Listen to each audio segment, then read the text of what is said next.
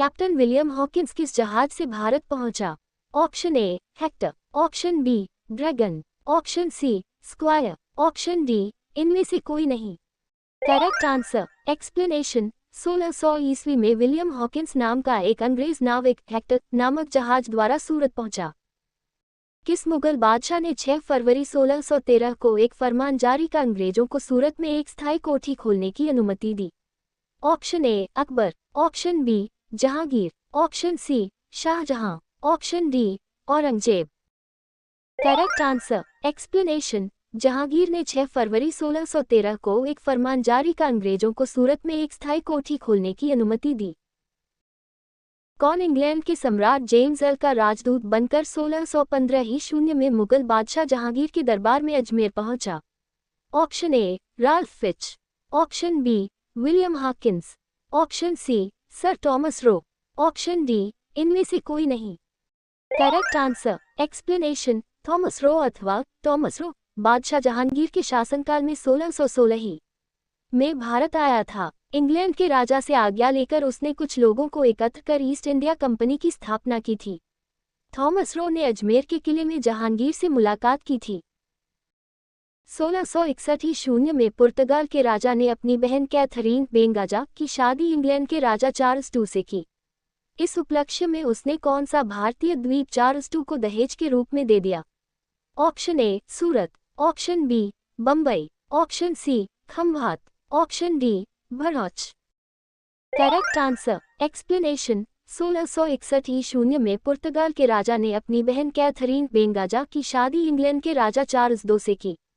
इस उपलक्ष्य में उसने बम्बई चार्ल्स II को दहेज के रूप में दे दिया। इंटरलोपर्स और इंटरलोपर्स थे।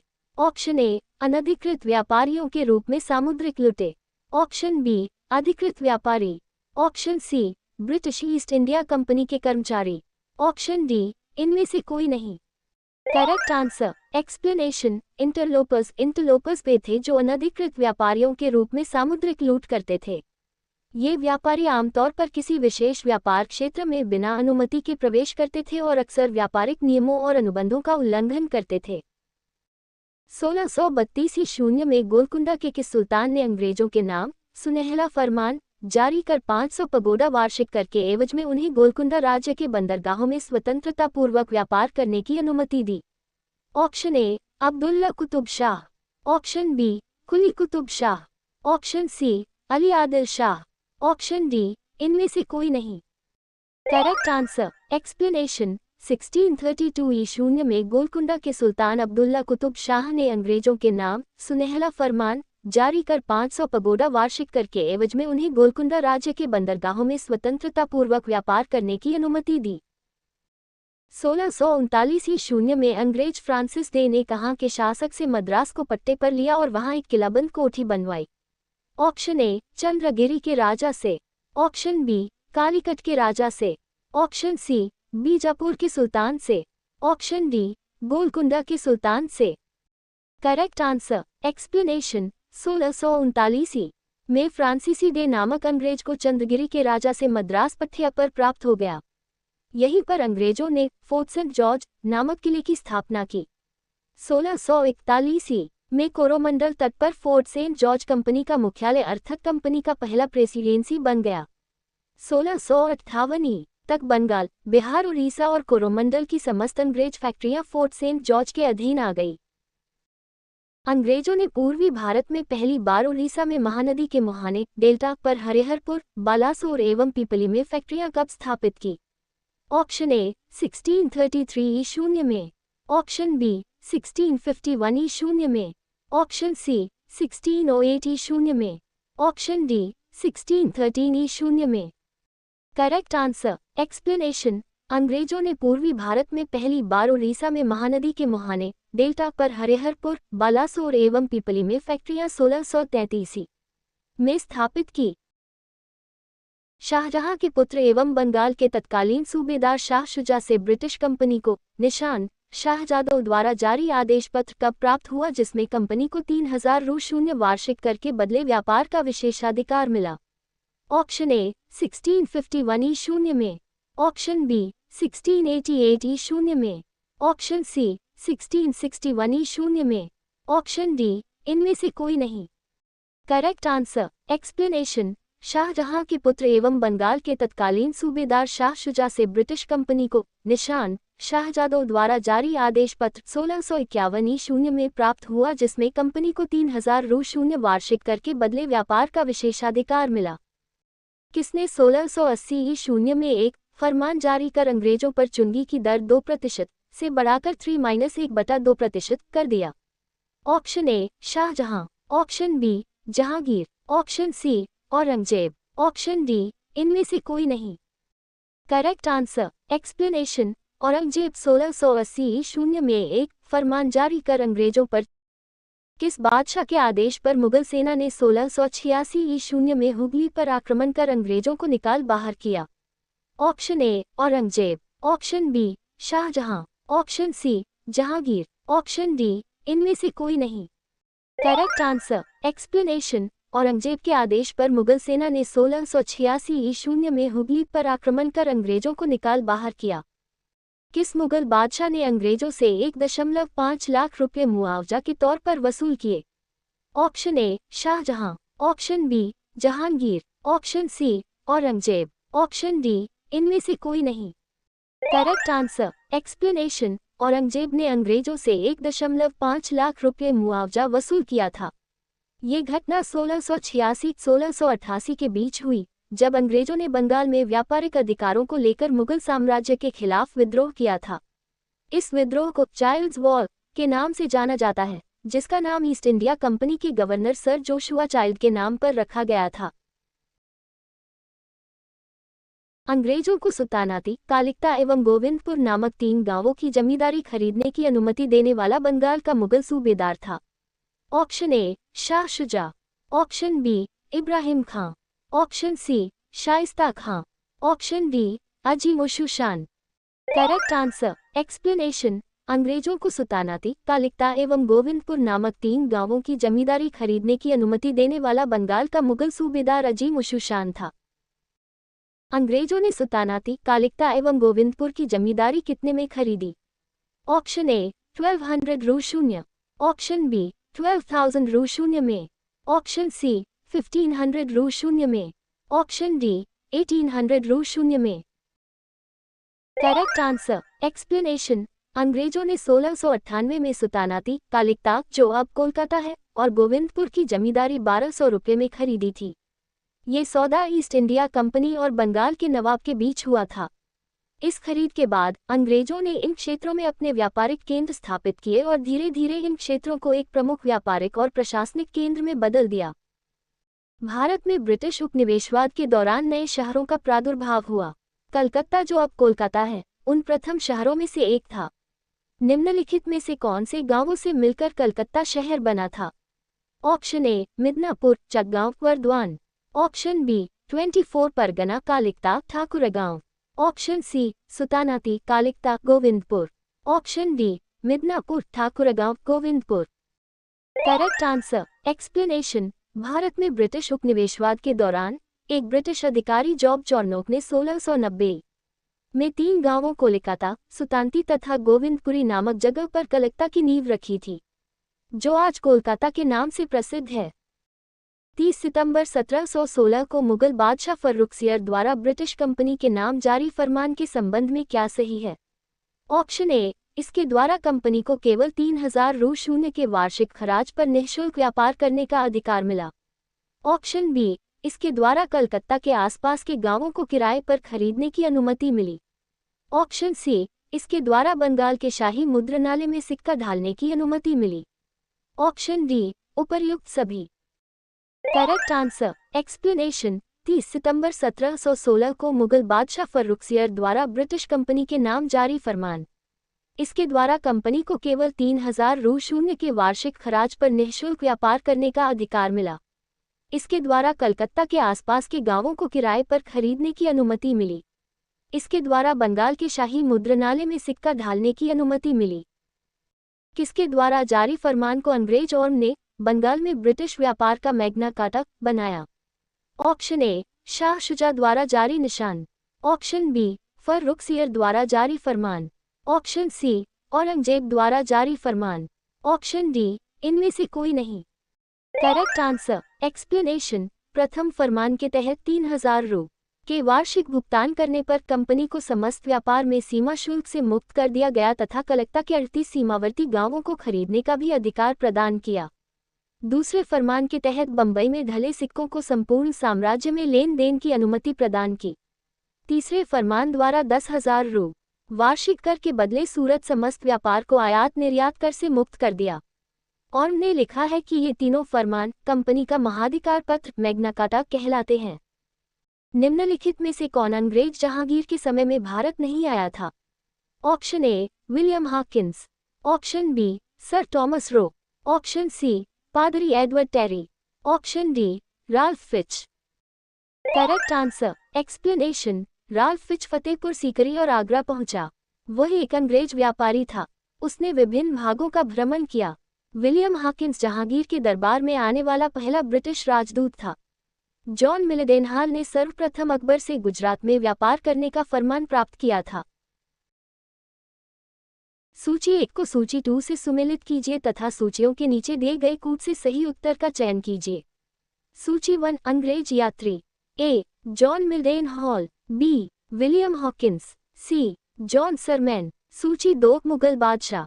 1 Akbar, 2 Jahangir, 3 Farrukhsiyar. Correct answer. Explanation. John Mildenhall Akbar के दरबार में आए अंग्रेज यात्री थे। विलियम हॉकिंस जहांगीर के दरबार में आए अंग्रेज यात्री थे और उन्होंने मुगल सम्राट से व्यापारिक समझौतों पर बातचीत की। जॉन सरमैन फर्रुखसियर के दरबार में आए अंग्रेज यात्री थे और उन्होंने भी व्यापारिक समझौतों पर बातचीत की। बंगाल में अंग्रेजों की कंपनी के बारे में किसने कहा? यह एक कुत्सित या नीच, झगड़ालू लोगों और बेईमान व्यापारियों की कंपनी है। Option A Shaista Khan, option B Azimushshan, option C Shah Shuja, option D Ibrahim Khan. Correct answer. Explanation. Bengal के अंग्रेजों के बारे में शाइस्ता खां ने कहा कि यह एक कुत्सित या नीच, झगड़ालू लोगों और बेईमान व्यापारियों की कंपनी है। शाइस्ता खां मुगल बादशाह औरंगजेब का मामा था। 1660 में औरंगजेब ने उसे विशेष रूप से शिवाजी का दमन करने के लिए दक्षिण का सूबेदार नियुक्त किया था। सूची 1 को सूची 2 से सुमेलित कीजिए तथा सूचियों के नीचे दिए गए कूट से सही उत्तर का चयन कीजिए। सूची 1 A Fort William, B Fort गैलरिया, C Fort Gustavus, D Fort Louis. सूची 1 1 Calcutta, 2 Pulicat, 3 Chinsura, 4 Pondicherry. Correct answer. Explanation. Fort William Kolkata में हुगली नदी के पूर्वी किनारे पर बना एक किला है जिसे ब्रिटिश राज के दौरान बनवाया गया था। इसे इंग्लैंड के राजा विलियम तृतीय के नाम पर बनवाया गया था। फोर्ट गैलरिया का निर्माण डच द्वारा किया गया था। उन्होंने 1610 में पुलिकेट में एक कारखाने की स्थापना की जो बाद में उनकी गतिविधियों का मुख्य केंद्र बन गया और इसे बाद में फोर्ट गैलरिया के नाम से जाना गया। 1741 में डच ईस्ट इंडिया कंपनी और त्रावणकोर राज्य ने कोलाचेल की लड़ाई लड़ी जिसमें डचों की हार हुई और वहां से डच प्रभाव कम होना शुरू हो गया। 1635 में अफीम, नमक, मलमल और मसालों का व्यापार करने के लिए हुगली के निकट चिंसरा में एक उपनिवेश बस्ती स्थापित किया गया था। उन्होंने फोर्ट गुस्तावस नामक एक किला, एक चर्च और कई अन्य इमारतों का निर्माण किया। फोर्ट लुई या फोर्ट सेंट लुइस एक फ्रांसीसी किला था जो भारत के पूर्वी तट पर पौंडीचेरी में खड़ा था। किले को 1701 के आसपास फ्रांसवा मार्टिन द्वारा बनाया गया था और मरणोपरांत 1706 के आसपास पूरा किया गया था। फ्रांसिस मार्टिन ने बीजापुर के सुल्तान सिकंदर आदिल शाह के अधीनस्थ वलिकोनपुरम के मुस्लिम सूबेदार शेर खान लोदी से परदुचेरी नामक एक छोटा गांव प्राप्त किया। मार्टिन ने परदुचेरी का विकास किसके रूप में किया? ऑप्शन ए पांडिचेरी के रूप में, ऑप्शन बी चंद्रंगा के रूप में, ऑप्शन सी चिंसुरा के रूप में, ऑप्शन डी इनमें से कोई नहीं। Correct answer. Explanation. Francis Martin ने 1674 में बीजापुर के सुल्तान सिकंदर आदिल शाह के अधीन वलिकोनपुरम के मुस्लिम सूबेदार शेर खान लोदी से परदुचेरी नामक एक छोटा गांव प्राप्त किया। मार्टिन ने इस गांव का विकास कर उसे एक प्रमुख व्यापारिक और प्रशासनिक केंद्र के रूप में स्थापित किया जिसे अब हम पांडिचेरी के नाम से जानते हैं। पांडिचेरी ने बाद में फ्रांसीसी उपनिवेश का एक महत्वपूर्ण हिस्सा बनकर अपनी पहचान बनाई। फ्रांसीसियों को चंद्रंगा बस्ती किसने भेंट की? ऑप्शन ए शाह शुजा ने, ऑप्शन बी शाह इस्ता खां ने, ऑप्शन सी अजीमुशुशान ने। ऑप्शन डी इनमें से कोई नहीं। करेक्ट आंसर एक्सप्लेनेशन 1673 में बंगाल के मुगल सूबेदार ने फ्रांसीसियों को चंद्रंगा में बस्ती बनाने की अनुमति प्रदान कर दी। मुगल बादशाह ने किसे नवाब की पदवी प्रदान की? Option A Dupleix, option B Clive, option C Lally, option D इनमें से कोई नहीं। करेक्ट आंसर एक्सप्लेनेशन डुप्ले का पूरा नाम जोसेफ फ्रक्वायर डुप्ले था। वह फ्रांसीसी ईस्ट कंपनी की व्यापारिक सेवा में भारत आया और बाद को 1731 में चंद्रंगा का गवर्नर बन गया।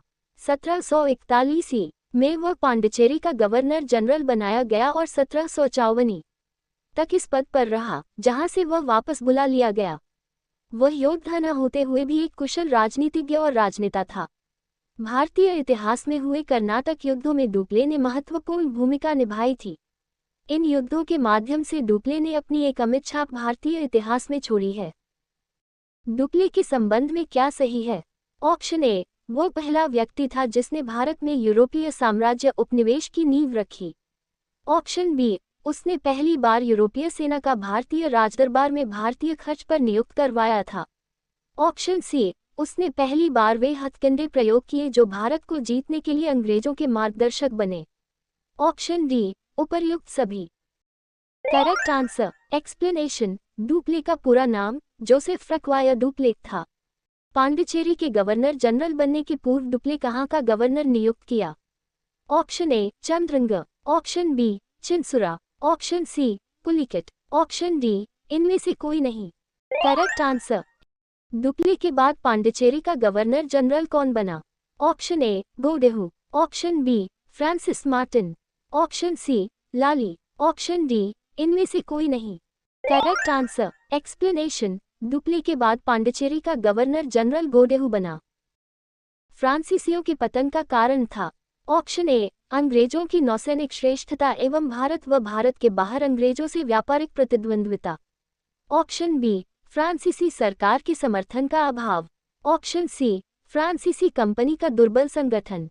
ऑप्शन डी उपर्युक्त सभी। करेक्ट आंसर एक्सप्लेनेशन भारत में फ्रांसीसी शक्ति की असफलता के प्रमुख कारण इस प्रकार थे।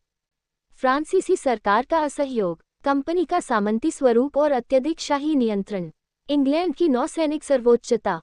फ्रांसीसी सेनापति डुप्ले बुसी की तुलना में अंग्रेज सेनापति क्लाइव, लॉरेंस, आयाकूट आदि अधिक सूझबूझ वाले थे। निम्नलिखित में कौन सा युद्ध निर्णायक युद्ध था जिसमें फ्रांसीसी हार गए और अंग्रेजों की सर्वोच्चता स्थापित हो गई? ऑप्शन ए वांडीवाश का युद्ध 1760, ऑप्शन बी बेदरा का युद्ध 1759, ऑप्शन सी प्लासी का युद्ध 1757, ऑप्शन डी बक्सर का युद्ध 1764। करेक्ट आंसर एक्सप्लेनेशन 22 जनवरी 1760 को वांडीवाश के युद्ध में आयाकूट के नेतृत्व में अंग्रेजी सेना ने लाली के नेतृत्व वाली फ्रांसीसी सेना को परास्त कर दिया था। परिणामस्वरूप 16 जनवरी 1761 को पांडिचेरी पर अंग्रेजों का अधिकार हो गया। कौन सा युद्ध यूरोपीय आंग्ल फ्रांसीसी युद्ध का विस्तार नहीं था?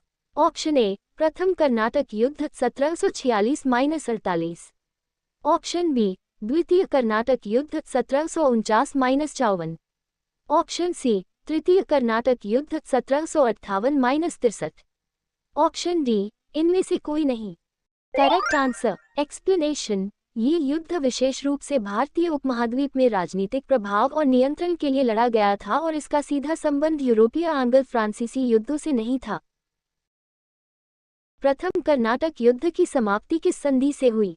ऑप्शन ए ला शापेल की संधि, ऑप्शन बी गोडेहू की संधि, ऑप्शन सी पांडिचेरी की संधि, ऑप्शन डी पेरिस की संधि। करेक्ट आंसर एक्सप्लेनेशन कर्नाटक का प्रथम युद्ध 1746-48 ऑस्ट्रिया के उत्तराधिकारी युद्ध 1740 का विस्तार था। कैप्टन के नेतृत्व में अंग्रेजी सेना ने कुछ फ्रांसीसी जलपोत पकड़ लिए जो युद्ध का तात्कालिक कारण बना। इसके परिणामस्वरूप मॉरीशस के फ्रांसीसी गवर्नर ला बोurdonnaie ने मद्रास पर अधिकार कर लिया।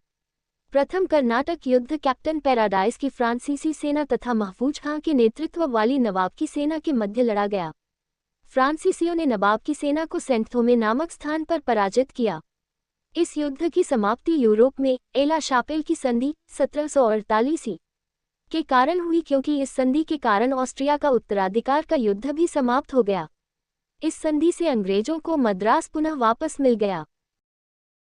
गोडेहू की संधि या पांडिचेरी की संधि 1754 से कौन सा युद्ध समाप्त हुआ? ऑप्शन ए प्रथम कर्नाटक युद्ध, ऑप्शन बी द्वितीय कर्नाटक युद्ध, ऑप्शन सी तृतीय कर्नाटक युद्ध, ऑप्शन डी इनमें से कोई नहीं। Correct answer explanation. गोडेहू की संधि या पांडिचेरी की संधि 1754 से कर्नाटक का दूसरा युद्ध समाप्त हुआ। वांडीवाश के युद्ध 1760 में अंग्रेजों का नेतृत्व किसने किया? Option A sir Eyre Coote, option B Thomas Smith, option C Thomas Roe, option D इनमें से कोई नहीं। Correct answer explanation. 22 जनवरी 1760 को वांडीवाश के युद्ध में आयाकूट के नेतृत्व में अंग्रेजी सेना ने लाली के नेतृत्व वाली फ्रांसीसी सेना को परास्त कर दिया था। परिणामस्वरूप 16 जनवरी 1761 को पांडिचेरी पर अंग्रेजों का अधिकार हो गया। कर्नाटक का तृतीय युद्ध किस संधि के फलस्वरूप समाप्त हुआ? ऑप्शन ए एला शापेल की संधि, ऑप्शन बी गोडेहू की संधि, ऑप्शन सी पेरिस की संधि, ऑप्शन डी इनमें से कोई नहीं। Correct answer explanation. कर्नाटक के दूसरे युद्ध 1749-1754 के ठीक 2 साल बाद ही कर्नाटक का तृतीय युद्ध आरंभ हो गया। ये युद्ध 1756-1763 तक चला। इस समय यूरोप में सप्तवर्षीय युद्ध आरंभ हो गया था और इंग्लैंड तथा फ्रांस में फिर से ठन गई थी। इसके फलस्वरूप भारत में भी अंग्रेजों और फ्रांसीसियों में लड़ाई शुरू हो गई। इस बार लड़ाई कर्नाटक की सीमा लंघकर बंगाल तक में फैल गई। फ्रांस की सरकार ने किस वर्ष भारत स्थित फ्रांसीसी बस्तियों का अधिकार भारत सरकार को सौंप दिए? ऑप्शन ए 1951 ईशून्य, ऑप्शन बी 1954 ईशून्य, ऑप्शन सी 1961 ईशून्य, ऑप्शन डी 1955 ईशून्य। Correct answer explanation. सन 1954 में भारत को स्वतंत्र हुए 7 वर्ष हो चुके थे। अंग्रेजों के जाने के साथ ही फ्रांस ने एक समझौते के तहत पांडिचेरी, कारिकल, चंद्रंगा आदि क्षेत्र भारत सरकार को दे दिए, किंतु अंग्रेजों के पूर्व आए पुर्तगालियों ने भारत में अपने पैर जमाए रखे। शेष भारत स्वतंत्र हो जाने के बाद भी पुर्तगाली शासक सालाजार भारत छोड़ने को तैयार नहीं था। इतिहासकार मैकॉले के अनुसार वह पहला व्यक्ति कौन था जिसने पहली बार अनुभव किया कि मुगल साम्राज्य के खंडहरों पर एक यूरोपीय साम्राज्य बनाया जा सकता है? Option A Dupleix, option B Lally, option C Godeheu, option D Clive. Correct answer explanation. इतिहासकार मैकॉले के अनुसार डुप्ले पहला व्यक्ति था जिसने पहली बार अनुभव किया कि मुगल साम्राज्य के खंडहरों पर एक यूरोपीय साम्राज्य बनाया जा सकता है। निम्न यूरोपीय शक्तियों ने भारतीय व्यापार में समय समय पर प्रवेश किया। 1 अंग्रेज, 2 डच, 3 फ्रांसीसी, 4 पुर्तगाली। इनके आने का क्रम है option A 1 2 3 4, option B 4 2 1 3, option C 3 4 2 1, option D 2 3 4 1। Correct answer explanation. कंपनियों का भारत आगमन क्रम। पुर्तगाली 17 मई 1498 को पुर्तगाल का वास्को डी गामा भारत के तट पर आया, जिसके बाद भारत आने का रास्ता तय हुआ। वास्को डी गामा की सहायता गुजराती व्यापारी अब्दुल मजीद ने की। उसने कालीकट के राजा, जिसकी उपाधि जमोरिन थी, से व्यापार का अधिकार प्राप्त कर लिया, पर वहां सालों से स्थापित अरबी व्यापारियों ने उसका विरोध किया। 1499 में वास्को डी गामा स्वदेश लौट गया और उसके वापस पहुंचने के बाद ही लोगों को भारत के सामुद्रिक मार्ग की जानकारी मिली। डच पुर्तगालियों की समृद्धि देखकर डच भी भारत और श्रीलंका की ओर आकर्षित हुए। सर्वप्रथम 1598 में डचों का पहला जहाज अफ्रीका और जावा के रास्ते भारत पहुंचा। 1602 में प्रथम डच ईस्ट कंपनी की स्थापना की गई, जो भारत से व्यापार करने के लिए बनाई गई थी। इस समय तक अंग्रेज और फ्रांसीसी लोग भी भारत में पहुंच चुके थे, पर नाविक दृष्टि से डच इनसे वरीय थे। डचों ने मसाले के स्थान पर भारतीय कपड़ों के निर्यात की अधिक महत्व दिया। सन 1602 में डचों ने अम्बोयना पर पुर्तगालियों को हराकर अधिकार कर लिया। इसके बाद 1612 में श्रीलंका में भी डचों ने पुर्तगालियों को खदेड़ दिया। ब्रिटिश भारत में व्यापार हेतु आई सभी यूरोपीय कंपनियों में से अंग्रेज ब्रिटिश सबसे शक्तिशाली थे। 1599 ई में जॉन मिल्डेनहॉल नामक पहला अंग्रेज भारत आया था। 31 दिसंबर 1600 में इंग्लैंड की तत्कालीन महारानी एलिजाबेथ प्रथम द्वारा ब्रिटिश कंपनी को भारत से 15 वर्षों तक व्यापार हेतु अधिकार पत्र प्रदान किया गया। स्थल मार्ग से लिनवेंट कंपनी को तथा समुद्री मार्ग से ईस्ट इंडिया कंपनी को अधिकार पत्र प्रदान किया गया था। फ्रांसीसी 1664 में लुई 14 के शासनकाल में कोलबर्ग द्वारा फ्रेंच ईस्ट इंडिया कंपनी की स्थापना की थी। 1668 में फ्रांसीसी कैरो द्वारा औरंगजेब से आज्ञा प्राप्त कर सूरत में फ्रांसीसियों ने पहली फैक्ट्री स्थापित की थी। 1669 में फ्रांसीसियों ने गोलकुंडा के सुल्तान की स्वीकृति प्राप्त करके मूसलीपट्टनम में अपनी दूसरी फैक्ट्री स्थापित की थी। निम्नलिखित यूरोपियनों में से कौन सा एक स्वतंत्रता पूर्व भारत में व्यापारी के रूप में सबसे अंत में आए? Option A Dutch, option B English, option C फ्रांसीसी, ऑप्शन डी पुर्तगाली। Correct answer explanation. उपरोक्त विकल्प में से फ्रांसीसी भारत में व्यापारी के रूप में सबसे अंत में आए थे। 1664 में लुई 14 के शासनकाल में कोलबर्ग द्वारा फ्रेंच ईस्ट इंडिया कंपनी की स्थापना की थी। 1668 में फ्रांसीसी कैरो द्वारा औरंगजेब से आज्ञा प्राप्त कर सूरत में फ्रांसीसियों ने पहली फैक्ट्री स्थापित की थी। 1669 में फ्रांसीसियों ने गोलकुंडा के सुल्तान की स्वीकृति प्राप्त करके मूसलीपट्टनम में अपनी दूसरी फैक्ट्री स्थापित की थी। भारत का बादशाह उस समय कौन था जब ब्रिटेन की ईस्ट इंडिया कंपनी की स्थापना हुई थी? Option A Aurangzeb, option B Jahangir, option C Akbar, option D Humayun.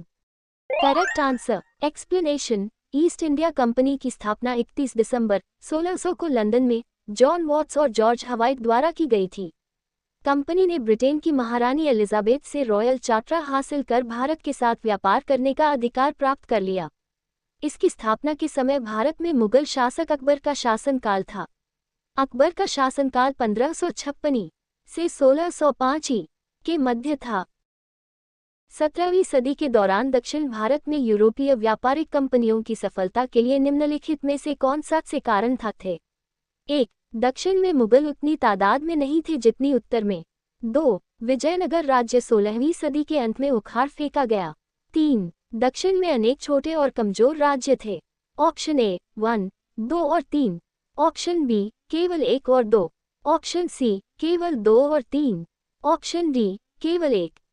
Correct answer explanation. 1. दक्षिण में मुगल उतनी तादाद में नहीं थे जितनी उत्तर में। 2. विजयनगर राज्य 16वीं सदी के अंत में उखाड़ फेंका गया। 3. दक्षिण में अनेक छोटे और कमजोर राज्य थे। 15 अगस्त 1947 के बाद भी भारत का कौन सा भाग पुर्तगाल के अधीन बना रहा? Option A Goa, option B Sikkim, option C Pondicherry, option D Andaman एवं निकोबार। Correct answer explanation. 15 अगस्त 1947 के बाद भी गोवा पुर्तगाल के अधीन था। पांडिचेरी वर्तमान पुडुचेरी के संदर्भ में निम्नलिखित कथनों पर विचार कीजिए। 1. पांडिचेरी पर कब्जा करने वाली पहली यूरोपीय शक्ति फ्रांसीसी थे। 2. पांडिचेरी पर कब्जा करने वाली दूसरी यूरोपीय शक्ति पुर्तगाली थे। 3. अंग्रेजों ने कभी पांडिचेरी पर कब्जा नहीं किया। उपर्युक्त में से कौन सा से कथन सही है? ऑप्शन ए केवल 1, ऑप्शन बी केवल 2 और 3, ऑप्शन सी केवल 3, ऑप्शन डी 1, 2 और 3। Correct answer explanation. पांडिचेरी पर कब्जा करने वाली पहली यूरोपीय शक्ति फ्रांसीसी थे। लंदन में ब्रिटिश ईस्ट इंडिया कंपनी के गठन के समय भारत का निम्नलिखित में से कौन बादशाह था? Option A Akbar, option B Jahangir, option C Shahjahan, option D Aurangzeb. Correct answer explanation. इसकी स्थापना के समय भारत में मुगल शासक अकबर का शासनकाल था। अकबर का शासनकाल 1556 से 1605 के मध्य था। वांडीवाश के युद्ध 1760 में। ऑप्शन ए फ्रांस ने ब्रिटिश को हराया, ऑप्शन बी ब्रिटिश ने डच को हराया, ऑप्शन सी ब्रिटिश ने फ्रेंच को हराया, ऑप्शन डी डच ने ब्रिटिश को हराया। Correct answer explanation. 22 जनवरी 1760 को वांडीवाश के युद्ध में आयाकूट के नेतृत्व में अंग्रेजी सेना ने लाली के नेतृत्व वाली फ्रांसीसी सेना को परास्त कर दिया था। परिणामस्वरूप 16 जनवरी 1761 को पौंडीचेरी पर अंग्रेजों का अधिकार हो गया। मद्रास में इंग्लिश ईस्ट इंडिया कंपनी के अधिवास के स्थान को किस नाम से जाना जाता था? Option A Fort William, option B Fort Saint George, option C Elphinstone Circle, option D marble. Correct answer explanation. Madras में इंग्लिश ईस्ट इंडिया कंपनी के अधिवास को फोर्ट सेंट जॉर्ज के नाम से जाना जाता था। इसे 1690 में ईस्ट इंडिया कंपनी के एक अधिकारी फ्रांसिस डे बनाया था। 17वीं शताब्दी के पहले चतुर्थांश में निम्नलिखित में से कहाँ इंग्लिश ईस्ट इंडिया कंपनी का कारखाने स्थित थे? 1. भरूच, 2. चिंकाकोल, 3. त्रिचिनोपोली। नीचे दिए गए कूट का प्रयोग कर सही उत्तर चुनिए। ऑप्शन ए केवल 1, ऑप्शन बी 1 और 2, ऑप्शन सी केवल 3, ऑप्शन डी 2 और 3। Correct answer explanation. सही उत्तर केवल 1 है। 17वीं शताब्दी की पहली तिमाही के दौरान ईस्ट इंडिया कंपनी द्वारा सूरत, भरूच, अहमदाबाद, आगरा और मसूलीपट्टनम में कारखाने स्थापित किए गए थे। अतः केवल एक ही सही है। कलिंगपट्टनम वर्तमान श्रीकाकुलम और ब्रिटिश युग चिकाकोल का हिस्सा बंदरगाह गांवों में से एक था और ईस्ट इंडिया कंपनी के शासन के दौरान एक छोटा बंदरगाह था। मध्यकालीन गुजरात के इनमें से किस एक शासक ने दीयू को पुर्तगालियों के सपुर्द कर दिया? Option A Ahmad Shah, option B Mahmud Begada, option C Bahadur Shah, option D Muhammad Shah. Correct answer explanation. Bahadur Shah शासन 1526-1537 गुजरात के सुल्तान थे जिन्होंने दीयू को पुर्तगालियों के सुपुर्द किया। ये कदम पुर्तगाली शक्ति को बढ़ाने और गुजरात में व्यापार के लाभ को अधिकतम करने के उद्देश्य से उठाया गया था। बहादुर शाह के समय में पुर्तगालियों ने भारतीय उपमहाद्वीप में अपने व्यापारिक हितों का विस्तार करने के लिए कई तटवर्ती क्षेत्रों में स्थापितियां की थीं। दीयू का सौदा एक महत्वपूर्ण राजनीतिक निर्णय था जिसने पुर्तगालियों को पश्चिमी तट पर अपनी पकड़ मजबूत करने का अवसर प्रदान किया। भारत में सबसे पहले कौन से यूरोपीय देश ने व्यापारिक गतिविधियां शुरू की थीं? Option A Portugal, option B England, option C Dutch, option D France. Correct answer explanation. Portugal के नाविक वास्को डा गामा ने 1498 में भारत का समुद्री मार्ग खोजा और उन्होंने भारत के तटीय क्षेत्रों में पहले व्यापारिक बिंदु स्थापित किए। पुर्तगाली व्यापारियों ने गोवा, कोचीन और अन्य तटीय शहरों में व्यापारिक गतिविधियों को विकसित किया जिससे भारत में यूरोपीय उपस्थिति की नींव रखी गई। भारत में पुर्तगाली साम्राज्य की नींव रखने वाले किस राजा का नाम है? ऑप्शन ए जोआओ टून, option B Albuquerque, option C Henry Navigator, option D Vasco da gamma.